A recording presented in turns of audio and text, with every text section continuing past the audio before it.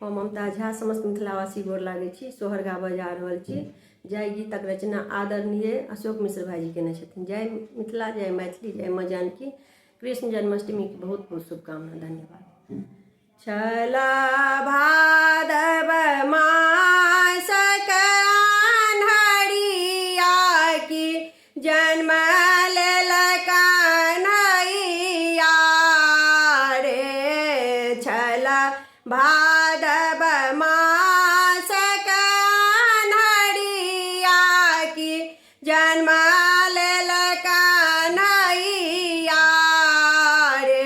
ललना रे नंद संग देवा के जसोधा के मुना बेला पुला के तरे। ललना रे नंद संग देवा के जसोधा के मुना भेला आनंदे तारे। कृष्ण बनी एला आठम पुत्र की कंस के हता होयत रे। कृष्ण बनी एला आठम पुत्र की कंस के हता होयत रे।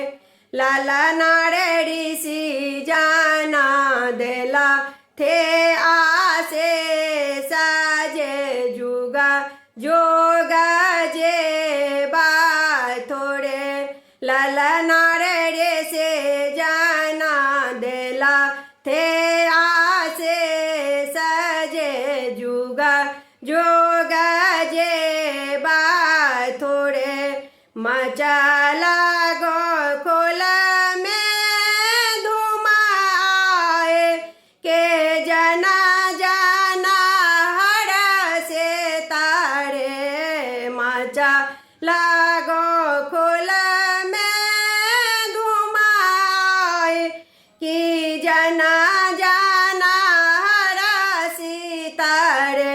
ललना रे देव के लोटावल हाथक कंगना की नंदा धाना सोना मारे। ललना रे देव के लोटावल हाथक कंगना की नंदा धाना सोना मारे। बाजै आई घरे घर बधैया की नाचे पामरिया सब रे। बाजै आई घरे घर बधैया की नाचै पामरिया सब रे। ललना रे सखी सब गावथी सोहर भेली खूबा पुलकित रे। ललना रे सखी सब गावथे सोहर भेली सब पुलकित रे। अशोक के नैना आजू बरलानी सुनी सुंदर बहना के रे। अशोक के नैना आजू बरलानी सुनी सुंदर बहना के रे।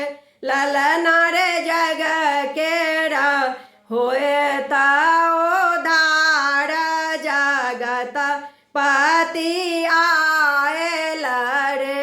ललना रे जग के होया उधार जगत पति आयलानी रे।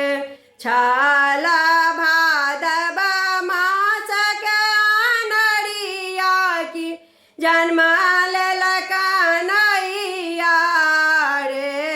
छला भादव मासक अन्हरिया की जन्म लेल कन्हैया रे। ललना रे नंद संग देव की जसोधा के मोना बेल आनंदित रे ललन रे नंद संग देव की जसोदा के मोना बेल आनंदित रे। धन्यवाद।